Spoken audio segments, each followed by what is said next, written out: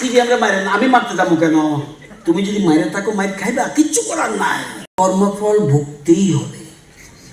আসেনি অল্টারনেটিভ? আমরা তো না, গীতা কইছে যে কে এটা তো ধর্মগ্রন্থ। পৃথিবীর সবচেয়ে বড় মহাকাব্য হলো মহাভারত, এটার সারাংশ হলো গীতা। বলছে কর্মফল ভুগতে হবে, কেউ পৃথিবীতে আটকাতে পারবে না। এবার বললাম, ধরে নিলাম উনি ধর্মীয় গ্রন্থে বলেছে কৃষ্ণ।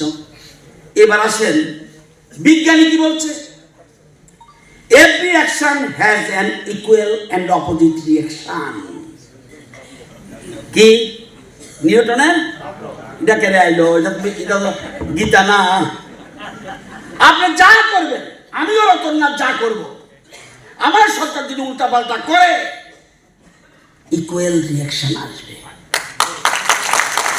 আপনি দেবেন না, সিরিয়ামরে মারেন না, আমি মারতে যাবো কেন?